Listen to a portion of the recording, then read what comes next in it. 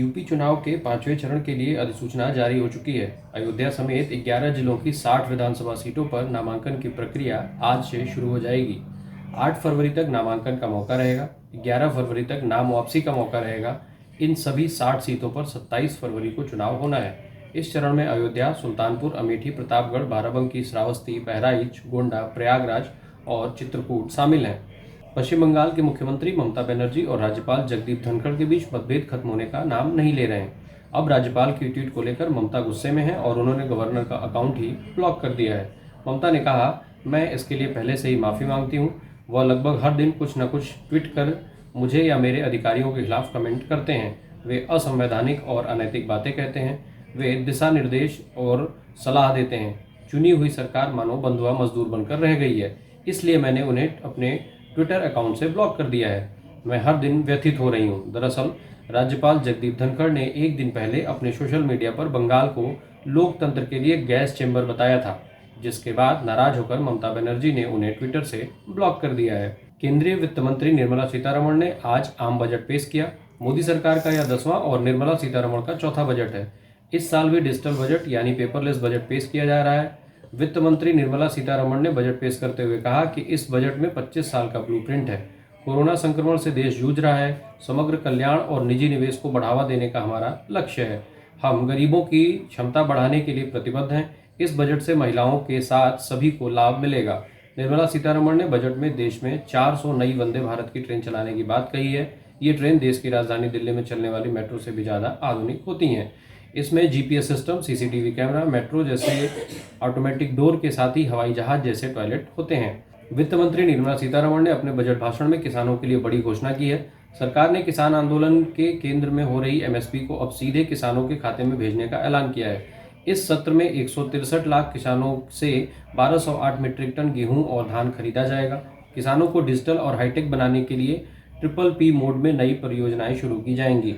जो किसान public sector research से जुड़े हैं उन्हें इसका ज़्यादा लाभ मिलेगा। आपको याद दिलाते चलें कि सोमवार को बजट सत्र के शुरुआत में राष्ट्रपति रामनाथ कोविंद ने अपने अभिभाषण में कहा था कि सरकार ने सबसे ज़्यादा फसलों की खरीदारी की है। खरीफ की फसलों की खरीद से 1.30 करोड़ किसान लाभान्वित हुए हैं। वर्ष 2020-21 के दौरान निर्यात तकरीबन 3 लाख करोड़ पर पहुंच गया। वित्त मंत्री निर्मला सीतारमण ने वर्ष 2022-23 के लिए आम बजट पेश कर दिया है। करदाताओं को बड़ी राहत के तौर पर 2 साल में अपने रिटर्न को अपडेट करने की अनुमति दी है। इसके अलावा राज्य सरकार के कर्मचारियों को भी नेशनल पेंशन स्कीम में योगदान पर 14% टैक्स छूट देने का फैसला किया गया है। अब अगर किसी करदाता ने अपनी सालाना आय की घोषणा में कोई गलती की है तो वह इसे 2 साल में सुधार कर सकता है। इसके लिए उसे अपना रिटर्न अपडेट करना होगा। इससे मुकदमेबाजी कम होगी। साथ ही इस बजट में राज्य सरकार के कर्मचारियों को नेशनल पेंशन स्कीम में योगदान पर टैक्स में मिलने वाली 10% की छूट को भी अब केंद्रीय कर्मचारियों के बाद 14% कर दिया गया है। क्रिप्टो करेंसी को लेकर वित्त मंत्री निर्मला सीतारमण ने बड़ा ऐलान करते हुए कहा कि रिजर्व बैंक 2022-23 तक अपनी डिजिटल करेंसी लाएगा। इसके लिए ब्लॉकचेन और अन्य टेक्नोलॉजी का इस्तेमाल होगा। वित्त मंत्री ने कहा कि क्रिप्टो करेंसी अब टैक्स के दायरे में आएंगी। इससे होने वाली आमदनी पर 30% का टैक्स देना होगा। केंद्रीय वित्त मंत्री सीतारमण ने कहा कि जनवरी में 1,40,986 करोड़ रुपए का रिकॉर्ड जीएसटी संग्रह हुआ है। यह जीएसटी शुरू होने से लेकर अब तक का सबसे ज्यादा जीएसटी संग्रह है। पंजाब विधानसभा चुनाव में कांग्रेस को बड़ा झटका लगा है। पंजाब के पूर्व मंत्री और कांग्रेस नेता जगमोहन सिंह कांग ने पार्टी का साथ छोड़ दिया है। वो आम आदमी पार्टी में शामिल हो गए हैं। उनके साथ उनके दोनों बेटों यदविंदर सिंह कांग और अमरिंदर सिंह कांग ने भी आपका दामन थाम लिया। आपको बताते चलें कि जगमोहन सिंह कांग ने पार्टी अध्यक्ष सोनिया गांधी से अपने बेटे यदविंदर को खरड़ विधानसभा सीट से टिकट देने का अनुरोध किया था। उन्हें टिकट न मिलने के बाद उन्होंने कदम उठाया है। साथ ही उन्होंने सीएम चन्नी पर अपना विरोध करने का भी आरोप लगाया था। कोरोना महामारी के चलते पिछले 2 साल से पूरे देश में स्कूल कॉलेज बंद थे। इस दौरान ज्यादातर 10वीं और 12वीं के छात्रों की परीक्षाएं ऑनलाइन हुई थीं। महाराष्ट्र में छात्रों को यह ऑनलाइन परीक्षा इस कदर रास आ रही है कि वे अब ऑफलाइन एग्जाम देना ही नहीं चाहते। कोरोना की तीसरी लहर थमने के कारण महाराष्ट्र सरकार ने कॉलेज में परीक्षाएं आयोजित करने का सुझाव दिया है। इसका मुंबई, पुणे और औरंगाबाद सहित नागपुर समेत कई शहरों में छात्रों द्वारा लगातार विरोध किया जा रहा है। बता दें कि सोमवार को सैकड़ों छात्र मुंबई के धारावी में शिक्षा मंत्री वर्षा गायकवाड़ के घर के बाहर जमा हो गए और जमकर हंगामा किया। मामला इस कदर बढ़ा कि पुलिस को भीड़ को कंट्रोल करने के लिए छात्रों पर लाठीचार्ज करना पड़ा था। सोशल मीडिया इन्फ्लुएंसर और बिग बॉस के कंटेस्टेंट रहे हिंदुस्तानी भाऊ भी छात्रों को भड़काने के आरोप में गिरफ्तार हुए हैं। सुहेलदेव भारतीय समाज पार्टी के राष्ट्रीय अध्यक्ष ओम प्रकाश राजभर ने नया चुनावी वादा किया है। राजभर ने कहा कि अगर उनकी और सपा गठबंधन की सरकार आती है तो स्नातक तक की शिक्षा सभी को मुफ्त मिलेगी। राजभर ने कहा कि शिक्षा व्यवस्था की बदहाली से कोई भी समाज, कोई भी देश, कोई भी प्रदेश तरक्की नहीं कर सकता। इसीलिए सुबह सपा ने ये संकल्प लिया है कि शिक्षा की व्यवस्था निःशुल्क होगी और सभी को गुणवत्तापूर्वक एक समान शिक्षा दी जाएगी। प्रवर्तन निदेशालय के संयुक्त निदेशक रहे राजेश्वर सिंह का वीआरएस सोमवार को स्वीकार हो गया।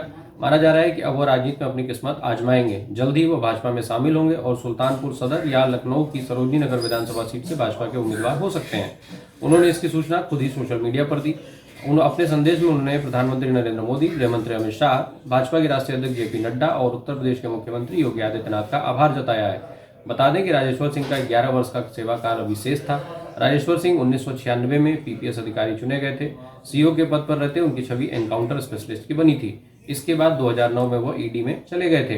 बजट से पहले शेयर बाजार आज जोरदार तेजी के साथ खुले। मंगलवार को पहले कारोबारी घंटे में सेंसेक्स 850 और निफ्टी 200 से ज्यादा अंक उछल गया। सेंसेक्स की शुरुआत ही 631 अंकों की बढ़त के साथ हुई। इससे पहले मिनट में ही निवेशकों ने 2.5 लाख करोड़ रुपए की कमाई कर ली। सोमवार को मार्केट कैप 264.45 लाख करोड़ रुपए था, जो आज 267 लाख करोड़ रुपए के पार है। उधर नेशनल स्टॉक एक्सचेंज का निफ्टी 230 पॉइंट से बढ़कर 17,573 पर कारोबार कर रहा है।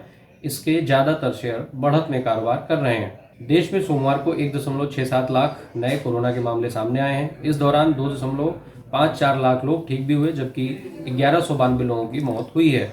इससे एक दिन पहले रविवार को करीब 2,09,918 लोग संक्रमित मिले थे। पिछले दिन के मुकाबले 44,158 कम संक्रमित मिले हैं, यानी नए केस में 25.65% की कमी देखी गई है। 20 जनवरी के बाद से कोरोना केस में लगातार गिरावट देखी जा रही है।